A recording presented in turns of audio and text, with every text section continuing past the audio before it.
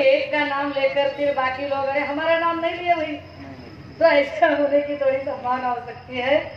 लेकिन फिर भी हमारे गणराज्य संघ के हमारे भाई आयुष्मान रामलिंग पटसागे, अविनाश गायकवाड़, जिनकी वजह से हम यहाँ पर आ पाए, ऐसे हमारे भाई विलास सूर्यवंशी, और यहाँ धरने पर ये सारे आंदोलन का आयोजन करने वाले हमारे सारे जिम्मेदार भाई और बहनें और आप सभी।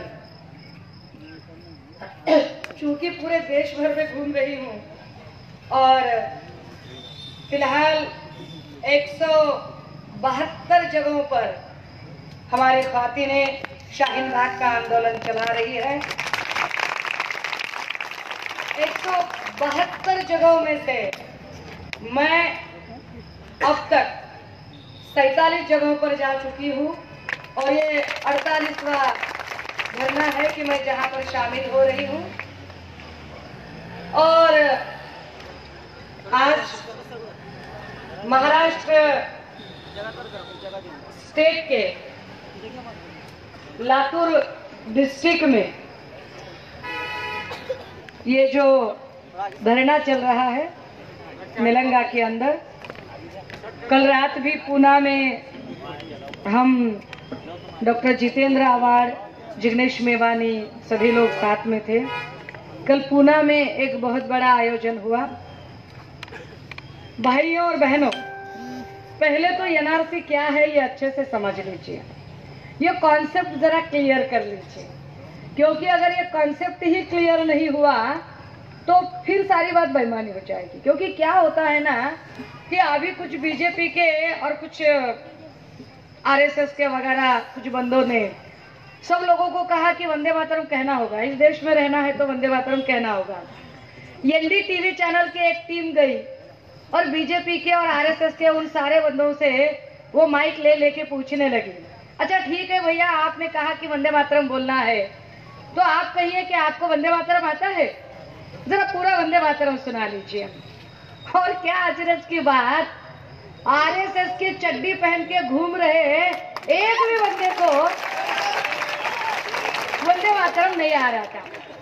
अब उसको ही वंदे मातरम नहीं आ रहा था और दूसरों को वो जोर जबरदस्ती कर रहा है कि वंदे मातरम बोलना चाहिए। तो हमको भी, हम जिस काम के लिए लड़ रहे हैं वो क्या है, असल में ये मसला क्या है, ये सारी चीज पहले समझ में आनी चाहिए।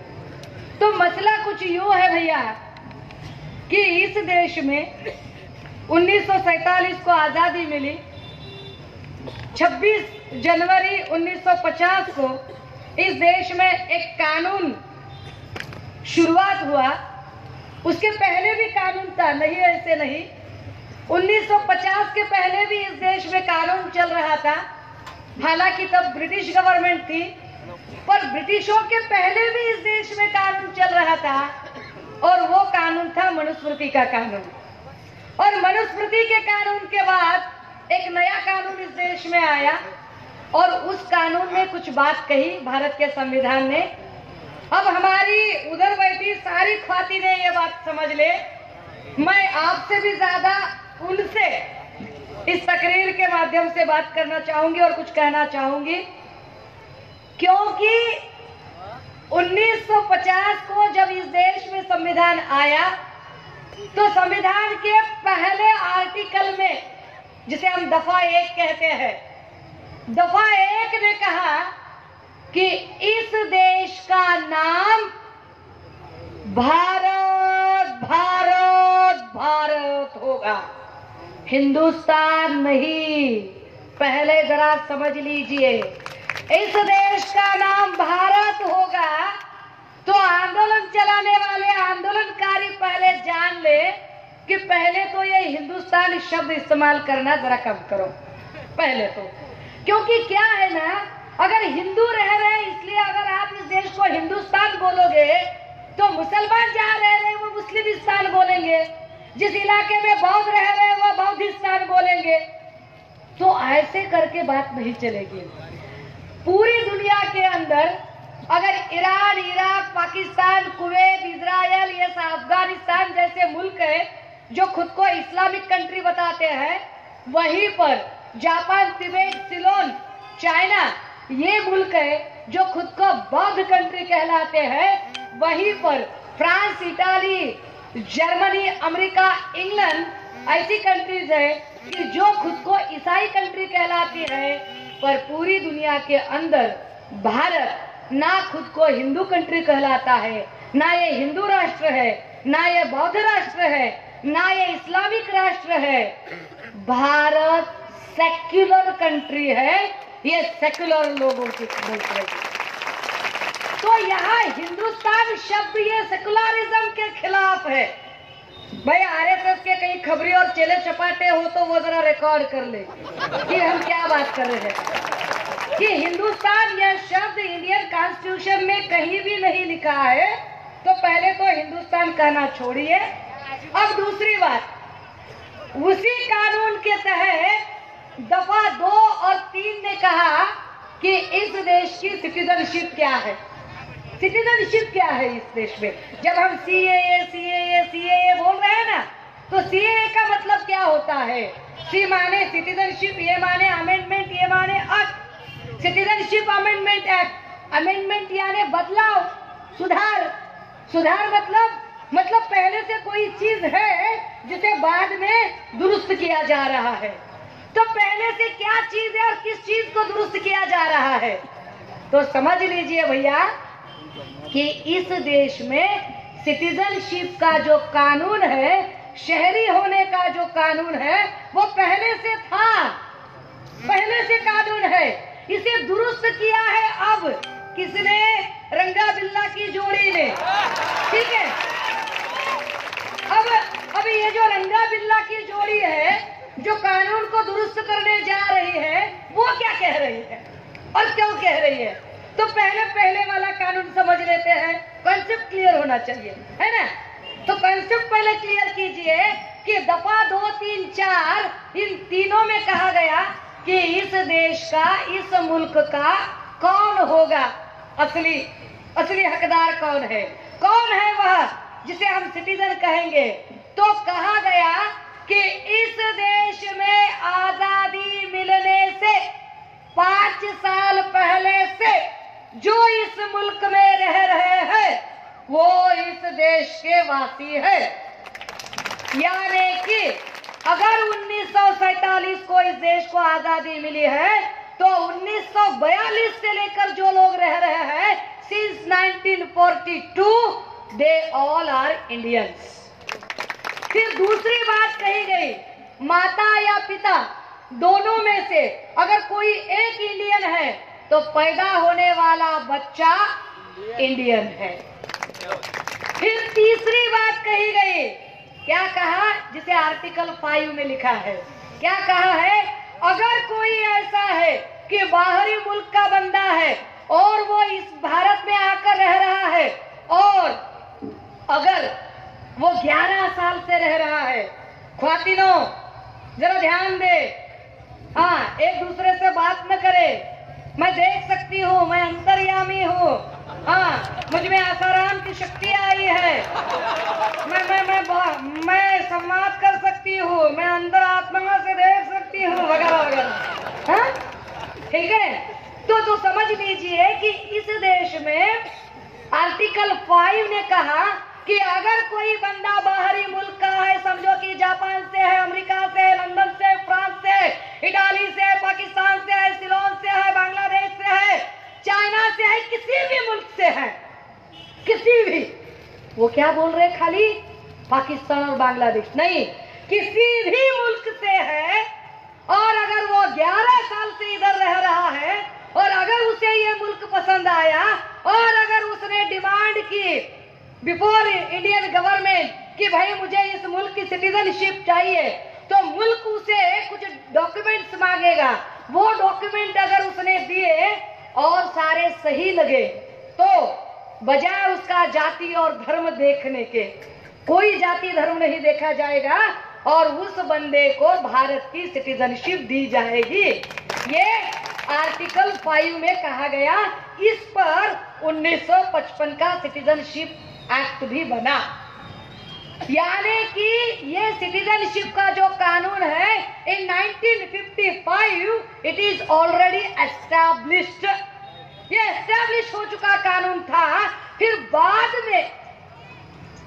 बाद में ये रंगा बिल्ला की जोड़ी को ऐसी क्या सूझी कि ये लोग बोल रहे कि अभी कानून नए सिरे से बनाना है। अच्छा, उसका हम मान भी लेते हैं एक बार, पर उसका मानने में दो चार दिक्कतें हैं। दिक्कतें क्या है? एक दिक्कत तो ये है भैया कि कानून हमें कौन बताए? जिसे कानून का इल्म है वो बताए, जिसे उसके बारे में कुछ मालूमात है वो बताए। जैसे कि डॉक्टर बाबा साहब अम्बेडकर ने अगर इस कम से कम 100-150 कंट्रीज के कानून पढ़ लिख कर स्टडी करके इस देश का कानून बनाया, तो ऐसे कोई उसमें के जो स्टडीड है वो अगर बताए तो हम कानून मानेंगे, बिल्कुल मानेंगे। हम कानून कैसे मानेंगे? अगर हमें कानून विश्व रत्न डॉक्टर बाबा साहब भीमराव अंबेडकर बताते हैं तो हम वो कानून मानने को तैयार है। लेकिन अगर कोई गुजरात का तड़ीपार गुंडा हमें बताता है तो हम वो नहीं मानेंगे। अगर कोई गोधरा हत्याकांड का हत्यारा हमें बताता है कि कानून क्या है तो हम कानून नहीं मानेंगे। ये बात जरा समझ लीजिए। अब दूसरी दिक्कत कुछ ऐसी है कि भाई आप ये कानून बनाते समय क्या नकल करके पास हुए हो? इस देश का आपको समझ में नहीं आ रहा कि इस देश का फ्रेमवर्क क्या है? इस देश का फ्रेमवर्क कहता है कि article 12 to 35 is spent for the fundamental right. दफा 12 से लेकर दफा 35 तक ये पूरे जो आर्टिकल है ये फंडामेंटल राइट के लिए है, और फंडामेंटल राइट कोई चेंज नहीं कर सकता। अगर फंडामेंटल राइट चेंज करने हैं तो पार्लियामेंट में 2/3 मेजॉरिटी चाहिए और तब जाके वो कर सकते हैं, और स्टेट असेंबलीज में भी 2/3 मेजॉरिटी चाहिए। ये सारी चीजें अच्छे से समझ ले। आंदोलन आगे चलाना है, 4 हफ्ते तक चलाना है। अच्छे से समझ लीजिए कि मैं क्या बताने जा रही हूँ। अब इतना सब कुछ है और उन्होंने कहा कि हम ये कानून लाने जा रहे हैं, पर उसी कानून ने बाबा साहब ने ऐसे कहा है हमें कि according to article 14 everyone is equal before law. दफा 14 के तहत कहा जाता है कि यहाँ पर सभी लोग एक तरीके हैं, एक जैसे हैं, कोई कम ज्यादा नहीं है, कोई ऊंच नीच नहीं है, कोई हल्का भारी नहीं है, सब एक जैसे है, सब इक्वल है, सब एक जैसे बंदे हैं। फिर आर्टिकल 15 ने कहा है कि किसी को भी किसी भी तरह का डिस्क्रिमिनेशन नहीं करना चाहिए on the basis of caste, on the basis of religion, on the basis of gender. ये किसी भी तरह का डिस्क्रिमिनेशन नहीं होगा।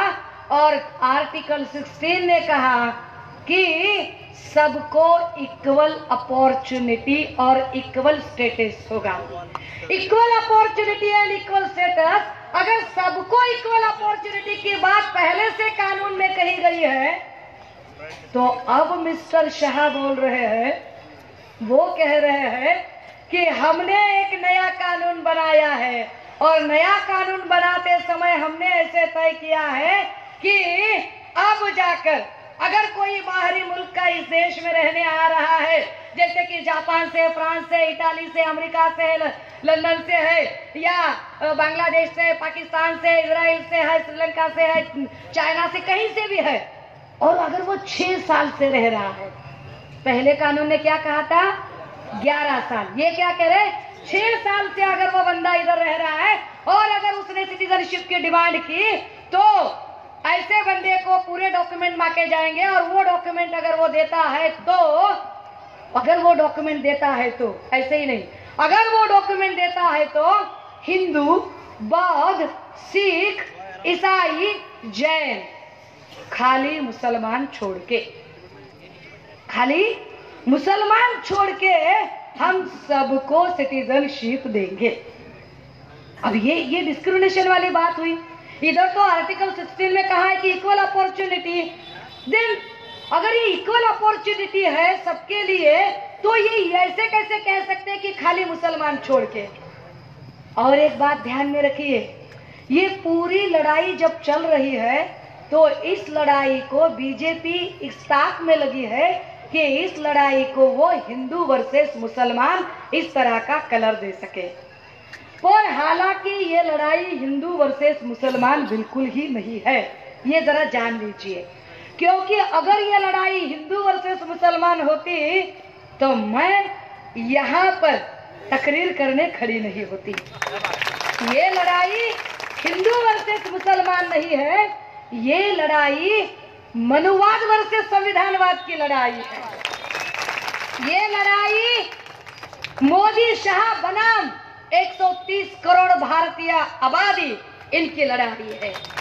ये लड़ाई मजहबी लड़ाई नहीं है, ये इसे मजहब का कलर देना चाहते हैं और मजहब का कलर देने के लिए ही ये बार बार मुसलमानों को टारगेट करते हैं, बार बार। जैसे कि देखो इन्होंने क्या किया, पहले तो इन्होंने एक कानून लगाया कि पहले कहा कि मंदिर वही बनाएंगे, टारगेट करने वाली बात। इस मुल्क के लिए मंदिर और मस्जिद से भी ज्यादा जरूरी अच्छे स्कूल और कॉलेज और अच्छे अस्पताल है। तो मंदिर मस्जिद का मसला साइड में रखिए और अच्छी तालीम देने वाले स्कूल और कॉलेज हमारे लिए खुलवाइए और उसके लिए हमें बोलिए। फिर उन्होंने कहा लव जिहाद की बात। भाई हमें क्या पूछते हो, अपने खुद के घरों में झांक के देखो, लव जिहाद की जरूरत हमें है क्या, तुम्हें है? हाँ? फिर उन्होंने तीसरी बात ले ली। तीसरी बात वो क्या बोल रहे थे, उन्होंने कहा कि क्या खाना चाहिए और क्या नहीं खाना चाहिए। बीफ नहीं खाना चाहिए, इस बात पर पाबंदी लगाते हुए मॉब लिंचिंग में जुनैद मोहसिन जैसे हमारे बिल्कुल बेवजह हमारे बच्चे मारे गए। क्यों? According to Indian constitution chapter 3 article 19 everyone has a right. हमें ये पूरी आजादी है, हम क्या खाए, हम क्या पिए, हम क्या पहने, हम क्या बोले, हम क्या लिखे, हम क्या छापे, हम कैसे संभाले, ये कानून ने आजादी दी है। तो मोदी सेठ आप कौन हो? वो एक कहावत है ना अपने में, नया नया मुल्ला जोर से बांग देता है। वैसे ये नया नया बना प्राइम मिनिस्टर हमको आके कानून पढ़ा रहा है।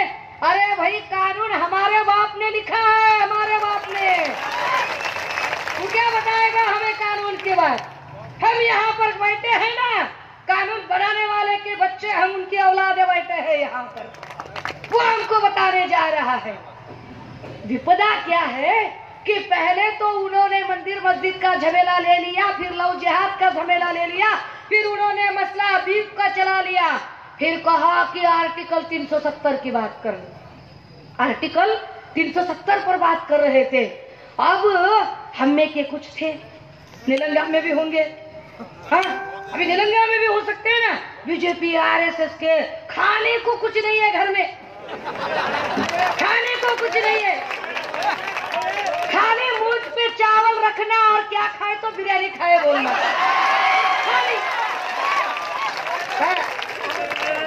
घर में नहीं जाना, रामा पूरा पकाना बोलने वाले कुछ लोग हैं। वो क्या करने लगे फिर? हाँ यहाँ पर रंगा है, बिल्ला है, बिल्ली है, सब है यहाँ पर। अभी वो उसमें नहीं जाना मुझे। I don't want to criticize on that topic because it will go far. उसके ऊपर नहीं जाना। अब आप जरा सुनिए, समझिए कि ये सब चीजें जब यहाँ पर चल रही है कि हमें वो लोग बता रहे हैं कि हम क्या खाएंगे, हम क्या पिएंगे, हमको वो समझाने की जरूरत नहीं थी। उन्होंने कहा 370 और गांव-गांव के बच्चे और भक्त लिखने लगे। ये येड़े भक्त ऐसे लिखने लगे, इधर सारे काइनेटिक लूना का 3000 का हफ्ता नहीं भर पाते और बात ऐसे लिखने लगे सोशल मीडिया पर कि जाके कश्मीर में जाके सफरचंद के बागान खरीदेंगे। क्या बात है, समझ में नहीं आ रहा इनके कि हालात क्या चल रहे हैं। फिर मसला आया अलग ही, फिर उन्होंने ट्रिपल तलाक की बात चला ली। क्रोनोलॉजी को समझिए, जानबूझकर हिंदू वर्सेस मुसलमान लड़ाई खड़ी करना ये उनका मकसद है। इसलिए वो बार बार अटैक करते हैं, बार बार अटैक करते हैं। और क्यों अटैक करते हैं तुम पर? गलती तुम्हारी है, गलती सब तुम्हारी है, क्योंकि आप चुप बैठते हो, आप सहते हो, आप उसके खिलाफ उफ तक नहीं करते। जब उन्होंने मंदिर मस्जिद की बात की तो किसी ने कुछ नहीं बोला, जब उन्होंने लव जिहाद की बात की तो तुम घर में चुप रहे, जब वो बीफ की पाबंदी की बात बोलने लगे तो तुम या तो चोरी से खाओ नहीं तो खाओ ही नहीं। ऐसे हालात तुमने खुद अपने लिए तैयार कर लिए, तुम बोल नहीं रहे हो कुछ। बाबा साहब कहते हैं कि गुनाह करने वालों से भी ज्यादा गुनाह सहने वाला सबसे बड़ा गुनाहगार होता है। आप गुनाह सहते रहो, गलती आपकी है कि आपने इसके खिलाफ कभी कुछ नहीं कहा। इसके लिए वो इतना ज्यादा और ज्यादा और ज्यादा वो ज्यादतियां करने लगे। उन्होंने ट्रिपल तलाक की बात चला ली। हम आपको बता दें, हम खुद लॉ कॉलेज में पढ़ाते थे।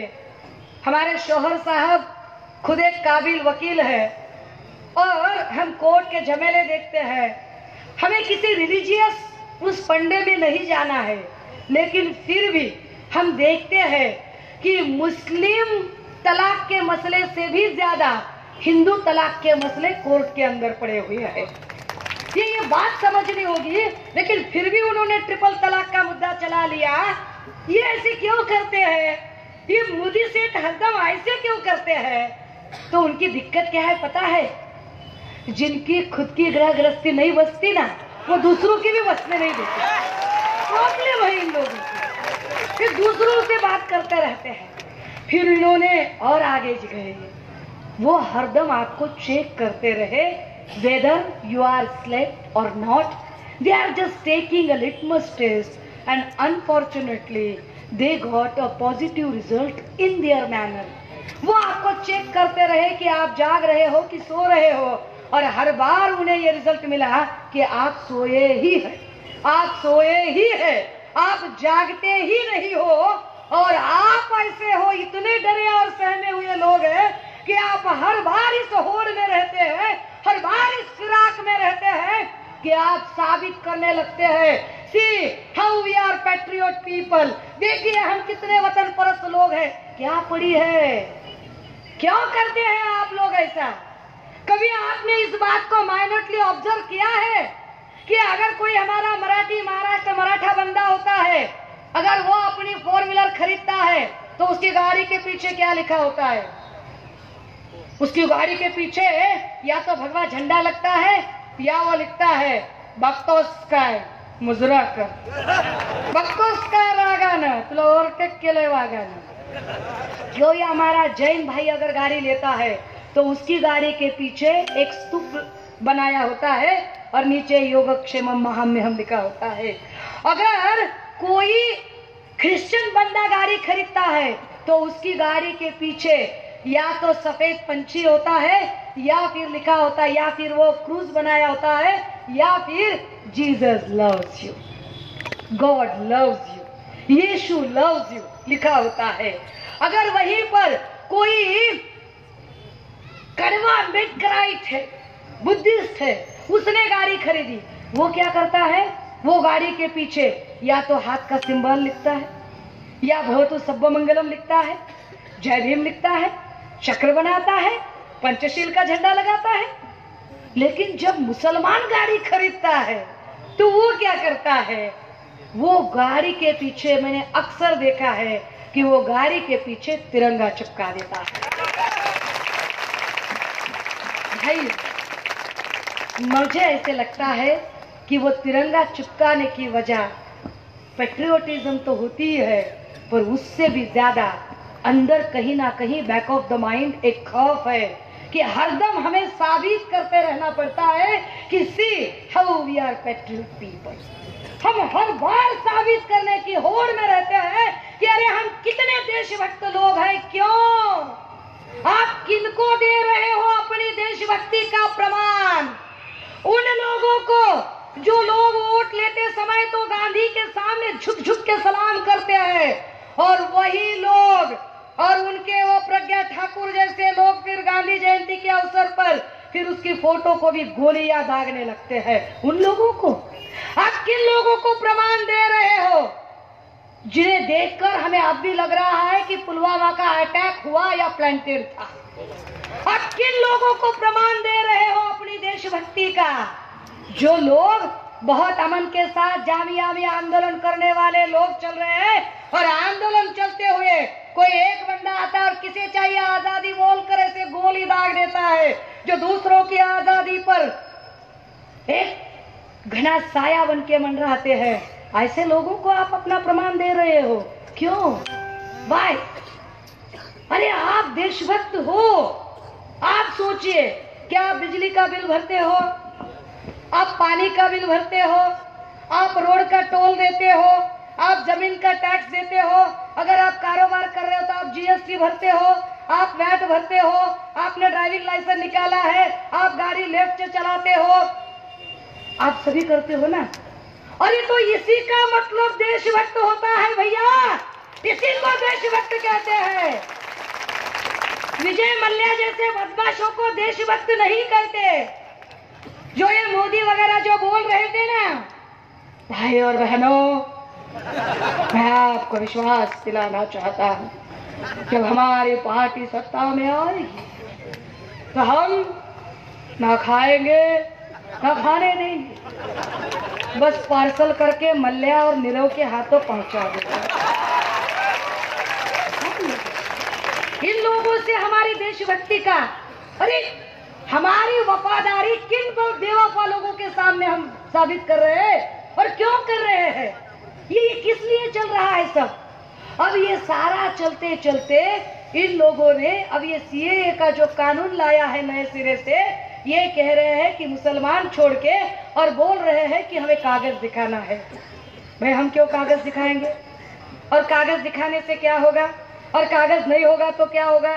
कागज किससे मांग रहे हो आप? असम के लोगों से। असम के क्या हालात है? हर साल असम में बाढ़ आती है, बाढ़ आते ही हजारों के घर बह जाते हैं। अगर जिन जिन लोगों के कागज बह गए तो क्या वो नहीं है बिहार के? उनकी वो जो ये जो डिजास्टर है, उस डिजास्टर के बारे में नहीं सोचा जाएगा कुछ भी।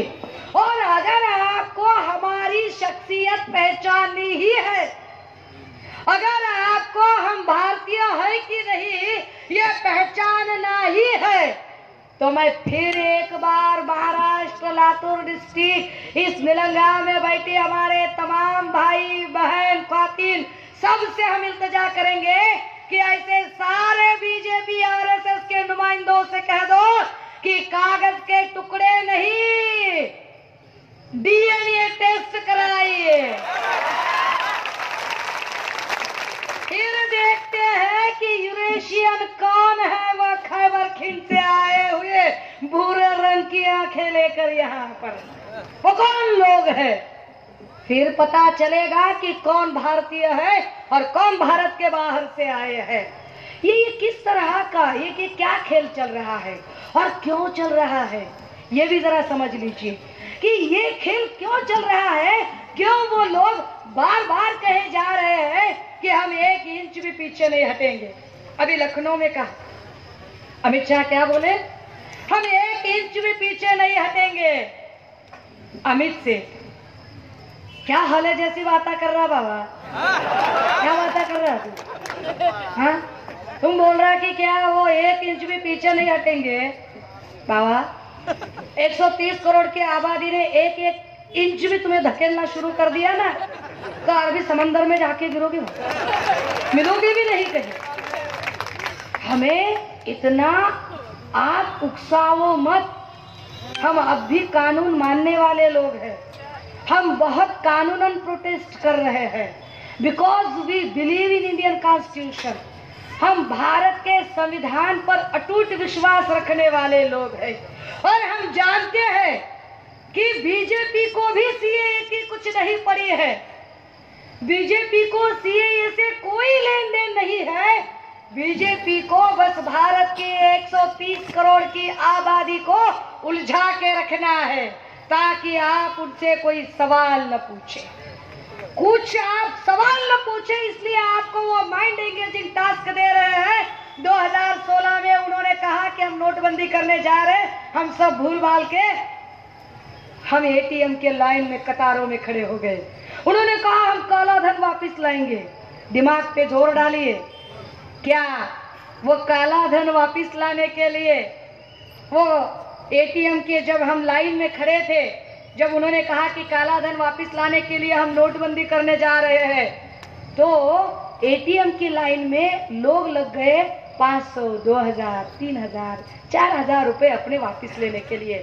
क्या एटीएम की लाइन में किसी ने भी कहीं भी पूरे भारत के अंदर, छोड़िए महाराष्ट्र, छोड़िए मराठवाड़ा, छोड़िए लातूर जिला, छोड़िए आओ निलंगा पर, क्या निलंगा का एक भी एमएलए या एमपी आपने देखा एटीएम की कतार में?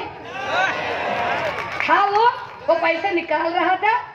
यहाँ का कोई मिनिस्टर खड़ा था, मिनिस्टर के रिश्तेदार खड़े थे, कोई शुगर फैक्ट्री का मालिक खड़ा था एटीएम की लाइन में। तो काला धन क्या हमारे पास था?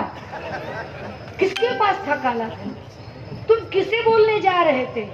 वो बार बार हमको उलझाने की कोशिश करते हैं। हमारे भाई प्रदीप सोलंकी जी अभी यहाँ पर आए हुए हैं। अब ज्यादा हड़बड़ी न करते हुए उन्हें रास्ता देंगे और वो आएंगे। अब वो बार बार आपको उलझाए जा रहे हैं, वो बार बार आपको बताए जा रहे हैं।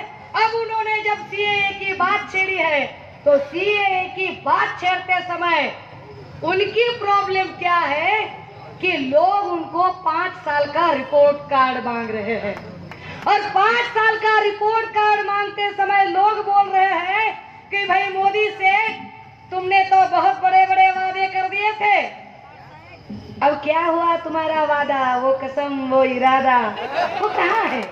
वो जरा बताइए हमको कि क्या हुआ उन सब चीजों का। अब लोग पूछेंगे, क्योंकि इन्होंने कहा था इनके जो आईटी सेल में बैठे भक्त और दलाल है ना, जो 80 पैसे पर मैसेज स्प्रेड करते हैं, ये 80 पैसे वाली जो गैंग है, इन गैंग ने कहा था डेमोग्राफिक डिविडेंड के लिए मोदी चाहिए। What is mean by demographic dividend? Demographic dividend किसे कहा जाता है मेरे भाइयों? जिस देश की आबादी ज्यादा से ज्यादा नौजवान लोगों की आबादी होती है, वो लोग, उन लोगों को अगर उनके हाथों को काम मिला तो वो मुल्क बहुत बड़ा मुल्क बनता है। हमारे इस देश के फॉर्मर प्रेसिडेंट कलाम साहब ने कहा था कि 2020 में भारत मेगा पावर होगा। वो इसी बिना पर, इसी आधार पर कहा गया था कि अब की बार हमारी जो पॉपुलेशन है वो दुनिया की सबसे ज्यादा यंगेस्ट पॉपुलेशन है। चाइना दुनिया का सबसे बड़ा आबादी वाला मुल्क था, फिर भी चाइना मेगा पावर बना क्योंकि चाइना ने उनकी यंगेस्ट पॉपुलेशन के लिए रोजगार अवेलेबल कराए थे। जापान मेगा पावर बना, उन्होंने यंगेस्ट पॉपुलेशन के लिए रोजगार दिए थे, फैक्ट्रीज निकाली थी। आज की तारीख में जापान बुड्ढों का मुल्क है। आज की तारीख में चाइना 45 से 65 के बीच है, और आज की तारीख में भारत 25 से 45 के बीच वाला मुल्क है। अब 25 से 45 की जो उम्र है, इस उम्र के ज्यादातर हमारे बच्चे हैं, और इन्हीं बच्चों के लिए 2014 में इसी रंगा बिल्ला की जोड़ी ने कहा था, मित्रों मैं आपको यकीन दिलाना चाहता हूँ, मैं आपको विश्वास दिलाना चाहता हूँ कि जब हमारी पार्टी सत्ता में आएगी तो हम हर साल 2 करोड़ बेरोजगारों को रोजगार दिलाएंगे। हर साल 2 करोड़। 5 साल के बाद अब रंगा बिल्ला में के जो बिल्ला है उनका एक इंटरव्यू हुआ, तो बिल्ला सेठ को पूछा, अरे भाई ये तुमने कहा था क्या हुआ? तो वो बोले, देखिए वो तो एक हरी चुनावी जुमला था, और अगर कुछ कारोबार है ही नहीं तो पकौड़े तल लीजिए। ये अच्छी बात है, प्राइम मिनिस्टर चाय बनाएगा, हम पकोड़े तलेंगे, चाय पकोड़े की दुकान के साथ भारत मेगा पावर बनेगा। शेख चिल्ली भी शर्म के मारे चुल्लू पर पानी में डूबकर मरता अगर आज होता तो। इतनी मूर्खता बड़ी बात है। अगर ये लोग करते हैं तो इन लोगों को समझाना पड़ेगा। हम सवाल ना पूछे, हम उन्हें ये ना पूछे कि ये क्या चल रहा है इस देश में। इस देश का ग्रोथ डेवलपमेंट इंडेक्स पिछली सरकार में जो 6% था, अचीव्ड रेट 6% था, उन्होंने कहा था हमारा टारगेट 8% है। मोदी सेठ ने कहा था, भाई और बहनों, माँ भारती की सौगंध मैं आपको बताना चाहता हूँ, मैं माँ भारती का सच्चा सुपुत्र हूँ और सच्चा सुपुत्र होने के नाते मैं विश्वास दिलाता हूँ कि मैं इस भारत का ग्रोथ डेवलपमेंट इंडेक्स 10% करूंगा। 10। झूठ बोलने की भी कोई लिमिट होती है। झूठ अगर अगली बार हमारे बच्चे डिक्शनरी ढूंढेंगे ना, तो डिक्शनरी में झूठ शब्द का पैरेलल इक्वल मीनिंग का शब्द मोदी आएगा। इतना फोर्ब्स नाम का इंटरनेशनल लेवल का मैगजीन अब बोल रहा है कि भारत का ग्रॉस डेवलपमेंट इंडेक्स 10 छोड़िए, 8 छोड़िए, 6 छोड़िए, 4 छोड़िए, 3.75 पर हमारा ग्रॉस डेवलपमेंट इंडेक्स आ चुका है। हम डेवलप्ड कंट्री से बैकवर्ड कंट्री की फहरिस्त में आ गए हैं। इस पर मोदी कुछ भी नहीं बोलते। मुझे बहुत हमारे रामलिंग भाई फोन कर रहे थे, अरे ताई कुटिया हाथ लेट का होते, इतनी देर क्यों लगा दी। अब मैं क्या बताऊं, आते आते बीजेपी सरकार ने आपके सारे जिनको आपने चुन चुन के दिया, इतने अच्छे रास्ते बने थे, इतने अच्छे शीशे के माफिक रास्ते। हम डर डर के गाड़ी चला रहे थे, हमें लग रहा था गाड़ी फिसल गई तो, इतना पॉलिश रास्ता होता है क्या कहीं, अब गाड़ी फिसल गई तो क्या करे। वाह वाह वाह, क्या काम किया है आपने, बढ़िया काम किया है। इन कामों का उनको रिपोर्ट कार्ड न हम पूछें, इसलिए ये लोग नौटंकी करते हैं। ये हुई पहली सारी इसकी हिस्ट्री। अब आगे जाके हमको क्या करना है भैया। हमने कहा कि शाहीन बाग में हमारी बहनों ने पहला आंदोलन चलाया। दुनिया में ऐसे पहले बार हुआ है कि इतना बड़ा इस मुल्क, आशिया खंड की जो सबसे बड़ी आबादी वाला जो मुल्क है, इस मुल्क में पहली बार औरतें खुद होकर रास्तों पर निकल पड़ी है और उन्होंने आंदोलन चलाया है। 2 डिग्री सेल्सियस में हमारी बहनें बैठी है और वहां आंदोलन चला रही है। ये लावारिस भक्त जो है बीजेपी के, ये लावारिस भक्त बोल रहे हैं कि 1500 में औरतें यहाँ पर बुलाई जा रही है। लावारिस भक्तों को पता चले कि 2 डिग्री सेल्सियस में दूध पीते बच्चों को लेकर बैठना कोई मामूली काम नहीं है। हम सैल्यूट करते हैं उनके हौसलों को कि जिस हौसले के साथ उन्होंने यह आंदोलन शुरू किया, और हम सैल्यूट करते हैं पूरी भारत के अंदर की उन तमाम बहनों को जो दिल्ली में चल रहे आंदोलन के सपोर्ट के लिए गांव-गांव में ये शाहीन बाग और ये धरना आंदोलन चल रहे हैं। और अब हमारा कुछ प्रॉब्लम क्या हुआ है जरा समझिए। क्या हुआ है अभी, जब पार्लियामेंट में कोई एक्ट बनता है और अगर पार्लियामेंट में कानून एंटी कॉन्स्टिट्यूशनल बना तो सुप्रीम कोर्ट उसे दुरुस्त करता है, और सुप्रीम कोर्ट का कोई फैसला फंडामेंटल राइट के अगेंस्ट गया तो पार्लियामेंट उसे चेक और बैलेंस करती है। पर इस कानून के इस मामले में क्या हुआ है कि पार्लियामेंट ने कानून बनाया, कानून के खिलाफ पूरे देश भर से 144 पिटीशन दाखिल हुए। 144 पिटीशन दाखिल होने के बाद सुप्रीम कोर्ट कह रही है कि हम इसमें नहीं पड़ेंगे। ऑनरेबल सुप्रीम कोर्ट, हम बड़ा उनका सम्मान करते हैं, हमें अभी भी विश्वास है कि वो हमें इंसाफ देंगे। ऑनरेबल सुप्रीम कोर्ट कह रही है कि जब तक माहौल ठंडा नहीं होता तब तक हम इस पर बात नहीं करेंगे। माहौल ठंडा कैसे होगा कि अगर बजरंग दल का कोई बंदा आता है और शांति से चल रहे आंदोलन में गोलियां चलाता है, पुलिस देखती है, प्रेस रिपोर्टर वीडियोस बनाते हैं, पर कोई उसे जाकर रोकता नहीं है। वो रुक रहा है, वो डायलॉग बाजी कर रहा है, फिर भी सब चल रहा है। फिर एक बार गोडसे इस देश में पैदा हो रहा है। फिर एक बार गोडसे की हौसला अफजाई करने वाले वही लावारिस भक्त चले आ रहे हैं। इस पर कौन बात करेगा? माहौल ऐसे ठंडा नहीं होगा, उल्टा माहौल और ज्यादा बिगड़ेगा।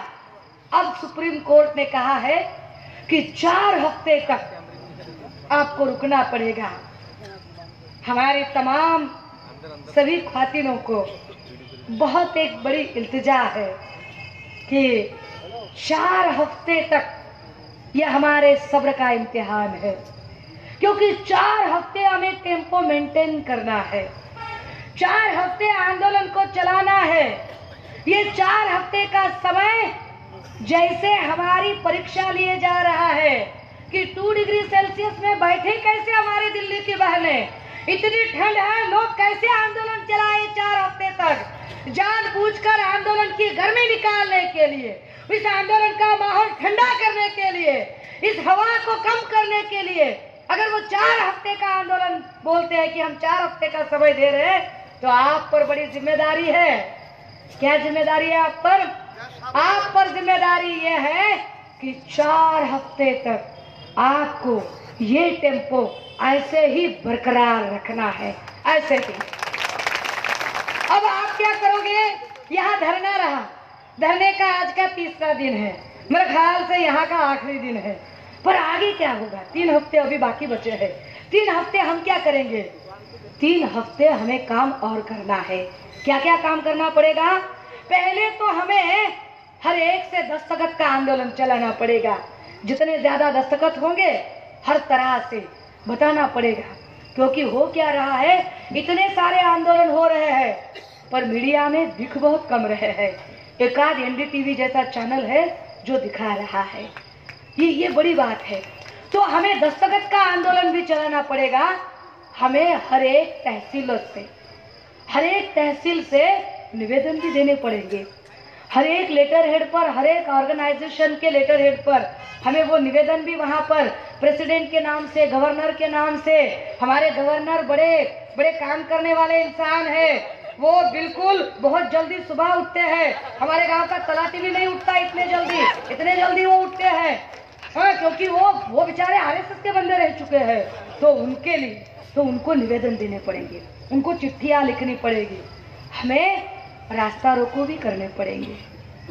ये बताए जा रहे हैं आंदोलन का स्टेप बाय स्टेप टेम्पो बढ़ाना है। और अगली सुनवाई अगर कुछ ऊंच नीच होती है, क्या केस डालना है डालो, मुझ पर क्या करना है सो करो। गुलबर्गा के भाषण के बाद बहुत सारे लोगों ने ट्रोल किया, मेरे ट्विटर और इनबॉक्स में आकर लिखने लगे।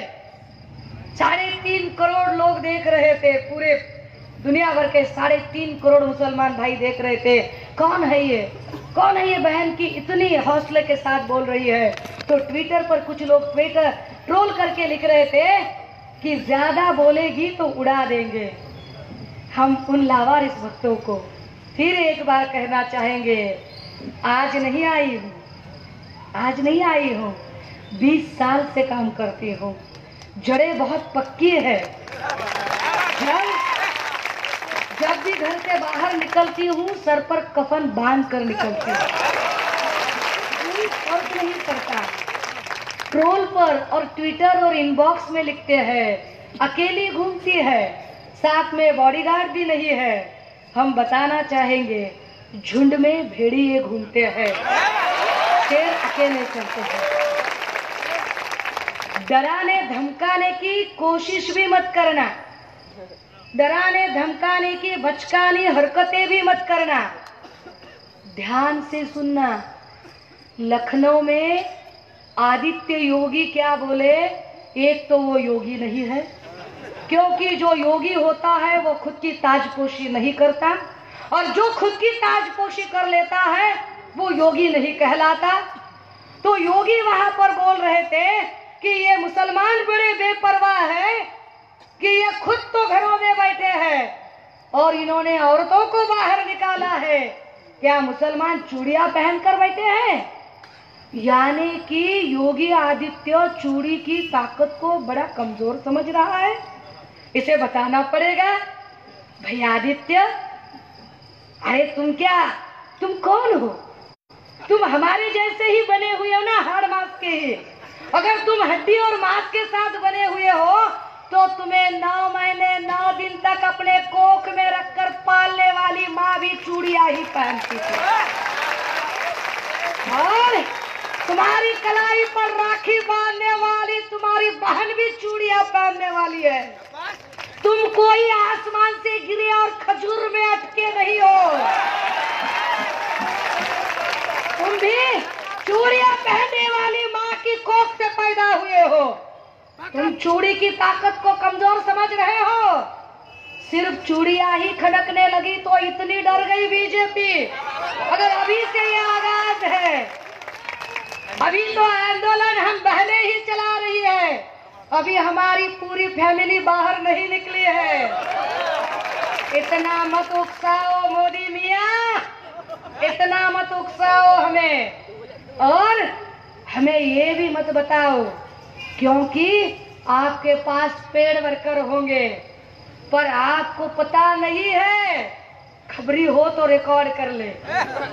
इनको पता नहीं है कि इनका कोई बाप ज्यादा इस देश की आजादी के आंदोलन में नहीं था। इस देश की आजादी के लिए अशफाक उल्लाह खान की तलवार चली थी। हम वहाँ के हैं, हम वह लोग हैं जो हजरत टीपू सुल्तान की चलने वाले लोग हैं, वो हमें बताए जा रहे हैं। भाइयों, ध्यान रखे, आंदोलन चलाते समय जोश के साथ साथ होश भी रखे। ये जो तानाजी, शिवाजी, भिड़े, कंपैरिजन ये जो चल रहा है ना, ये आपको मुद्दे से भटकाने की कोशिश हो रही है। ये इश्यूज डाइवर्ट करने की कोशिश हो रही है। इन फेक इश्यूज में मत जाइए, इन फेक इश्यूज पर ध्यान भी मत रखिए। इसके बाद तरफ आप देखिए भी नहीं, आप बस अपना फोकस रखिए। और फोकस रखते समय एक ध्यान रखे सभी लोग यहाँ पर बात करते समय भी, कि बेशक आप कोई भी हो, ये लड़ाई खाली मुसलमान की लड़ाई नहीं है, ये लड़ाई उस हर एक शख्स की लड़ाई है जो शख्स भारत के संविधान पर बहुत ज्यादा यकीन करता है और भारत के संविधान के अनुसार अपनी जिंदगी बसर करता है। इस लड़ाई से ये जो कानून बना है, ये कानून फिर भी एक बार मुसलमान की छोड़िए, पर इस कानून से सबसे ज्यादा जो थ्रेट होगा ना, वो हम घुमंतुओं को होगा। क्या होते हैं घुमंतु? घुमंतु यानी ट्राइब्स माने हमें का घिसाड़ी है, कैकाड़ी है, वडार है, लमानी है, डोंबारी है, कोलाटी है, यचतला, माकड़ वाला है, असवल वाला है, दरवेशी, कंजार भाट, लाड लक्ष्मी, खड़े कपारी, चित्रकती, जोशी, डक्का, हे सगळे टक्कारी, सगळे कंजार भाट है, ये सब घुमंतु है। इनके पास कागजात नहीं है। हमारी प्रॉब्लम ये है कि हमें अगर कोई किसी का इंतकाल होता है तो लोग उसके पास बैठकर मातम करने की बजाय लोग जगह ढूंढते हैं उसे दफनाए कहाँ पर, क्योंकि हमें जलाते नहीं, हमें दफनाते हैं। 72 साल के बाद भी अगर हमें दफनाने के लिए अब तक जमीन तक नसीब नहीं हुई है तो हमारे कागजातों का क्या कहना। हमारे पास कागजात नहीं है तो क्या हम इस देश के निवासी नहीं हैं? अरे हमारे जो बुजुर्ग थे, बिरसा मुंडा रहे हैं या उमाजी नाइक रहे हैं या तंत्या भिल रहे हैं, कि जिन्होंने इस देश की आजादी के लिए अपना खून गिराया, हम उनके वारिस हैं। और ये लोग कह रहे हैं कि हमें हक नहीं है इस देश में रहने का। वो हमें बोलेंगे कि हमें हक नहीं है। भैया, ये लोग हमें इन बातों में उलझा के रख रहे हैं। असल मसला सीएए का नहीं, असल मसला इस देश को बेचकर खाने का है। इन्होंने एयर इंडिया बेच दी, बीएसएनएल बेच रहे, इंडियन रेलवे बेच रहे, एक एक एक एक कंपनी उसका प्राइवेटाइजेशन कर रहे हैं। चलिए जरा जोर से नारा लगाते हैं, हम कहेंगे मोदी जी आप चाय बेचिए, आप कहेंगे देश नहीं, देश नहीं, एक साथ सबकी आवाज आनी चाहिए। अरे मोदी तुम चाय बेचो, अरे मोदी तुम चाय बेचो, अरे गर्मा गर्म चाय बेचो, देश नहीं, देश नहीं, अरे कड़क की रानी चाय बेचो, देश नहीं, देश नहीं, अरे कटिंग कटिंग चाय बेचो, देश नहीं, देश नहीं, अरे चाय के साथ पकोड़े बेचो, देश नहीं, देश नहीं, अरे मोदी तुम चाय बेचो, देश नहीं, देश नहीं, अरे तड़ीपा रानी चाय बेचो, देश नहीं, देश नहीं, अरे चौकीदार चाय बेचो, देश नहीं, देश नहीं, अरे चाय वाले चाय बेचो। देश नहीं, देश नहीं, बताना पड़ेगा उनको, इन चोर उचक के लोगों को बताना पड़ेगा कि तुम ये मुल्क बेचकर खाने की अगर सोचोगे तो हम इस भारत के वतन परस्त लोग, हम तुम्हें तुम्हारी औकात दिखाएंगे। और साथ ही साथ ये सिर्फ निलंगा के लिए नहीं, ये पूरे महाराष्ट्र और देश के लिए बता रही हूँ कि जो लोग अब हम में फर्क कर रहे हैं, ये मुसलमान, ये हिंदू, ये बौद्ध, ये क्रिश्चियन, उनको बताना पड़ेगा कि भैया तुझे कानून ही बनाना था ना, तो अब क्यों बनाया? अगर कानून बनाना था तो तू ना, बाकी कुछ नहीं, तू 2018 या 2019 की जनवरी में कानून बना लेता तो हम तुझे वोट देते समय बताते कि हम कौन है। हाँ?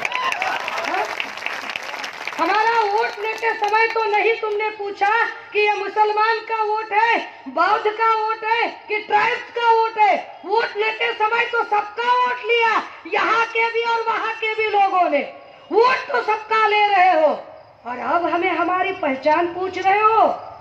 कोई कागज का टुकड़ा हमारी पहचान नहीं बना सकता। आप सब आंदोलन का आगे का हिस्सा ध्यान रखिए। अगर जरूरत पड़ी और अगर कुछ ऊंच नीच अगली सुनवाई में हो गई तो जरूरत पड़ी तो जेल भरो आंदोलन भी करने पड़ेंगे। हमें बताना पड़ेगा, सरफरोशी की तमन्ना अब हमारे दिल में है, देखना है जोर कितना फासले का दिल में है।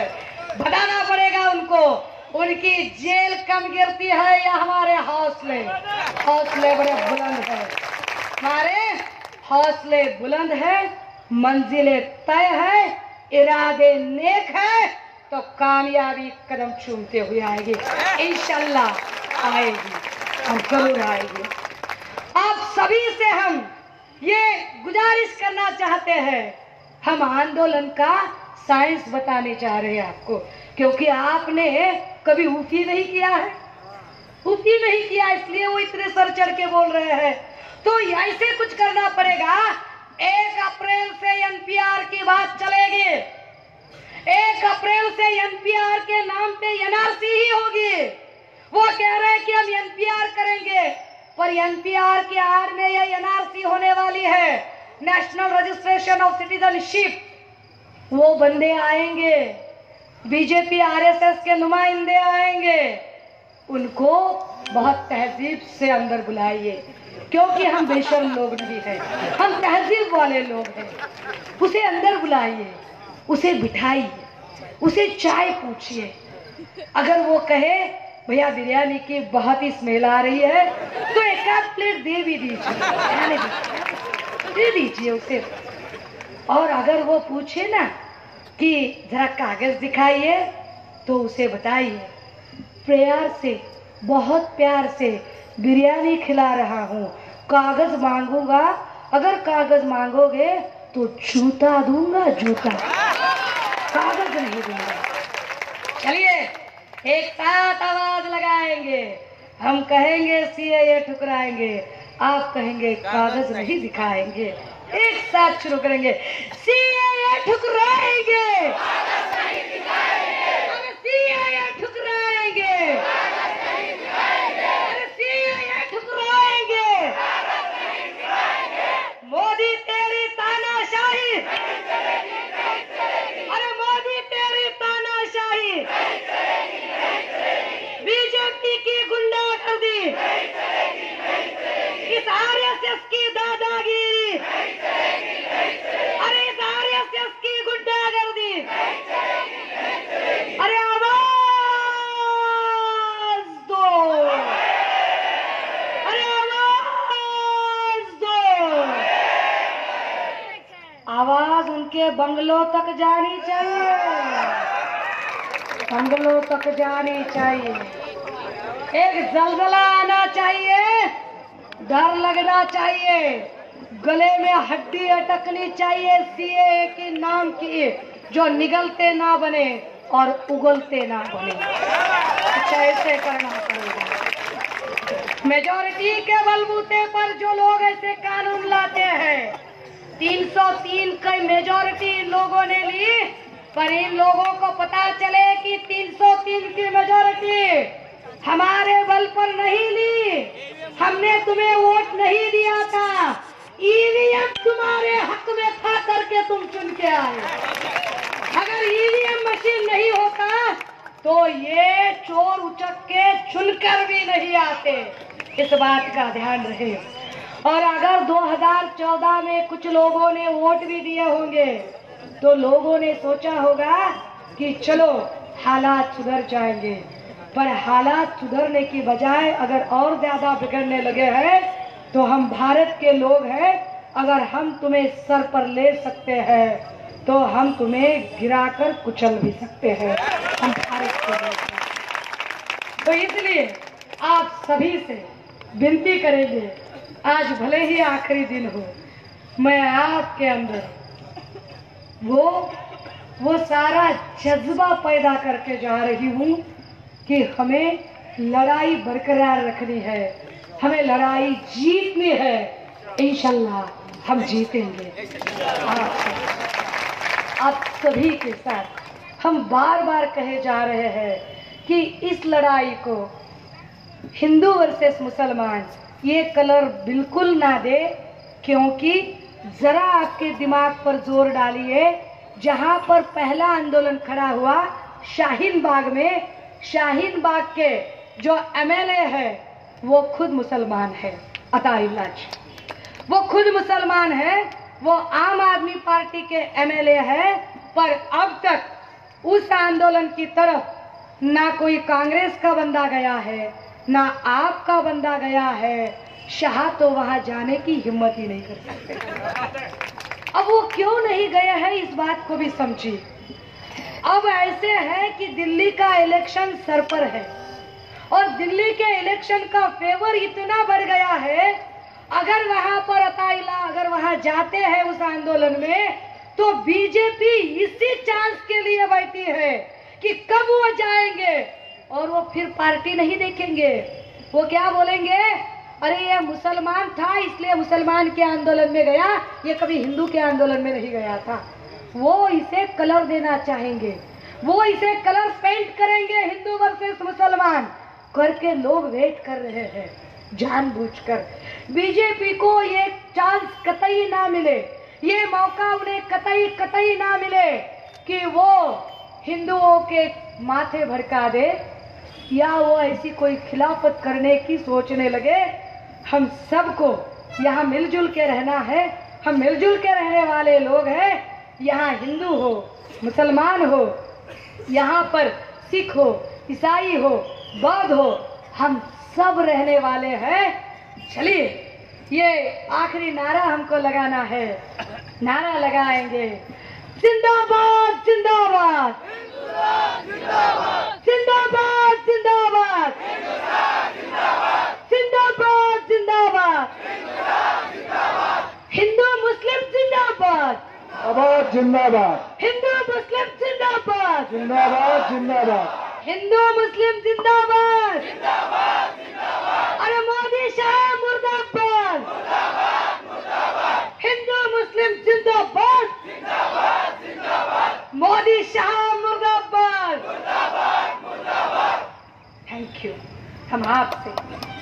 फाइनली बस एक ही बात कहना चाहेंगे और रुकेंगे, क्योंकि अभी प्रदीप सालुंके सर भी बात करने वाले हैं और मेरा भी साइलेंसर बड़ा अभी बिगड़ गया है। बस आप सबसे उम्मीद करेंगे कि कहीं किसी शायर ने कहा था, हो कहीं पीड़ पर्वत सी पिघलनी चाहिए, हो कहीं पीड़ पर्वत सी पिघलनी चाहिए, इस हिमालय से फिर से नई गंगा निकलनी चाहिए। हर गांव, हर शहर, हर नगर, हर नगर से, हर गांव, हर नगर, हर शहर, हर नगर से लाश भी हाथ लहराती निकलनी चाहिए। अब तो दीवार भी पर्दों की तरह हिलने लगी है।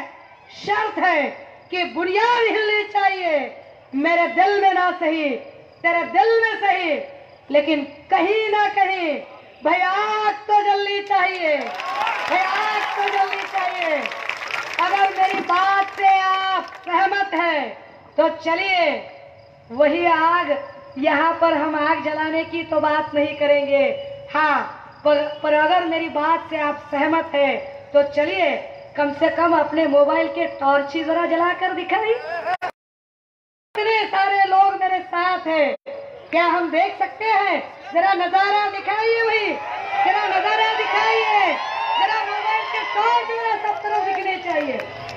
सभी लोग फानूस बनकर हवा जिसकी हिफाजत करे, वो शमा क्या बुझे जिसे रोशन खुदा करे, वो शमा क्या बुझे जिसे रोशन खुदा करे। शुक्रिया, जय हिंद।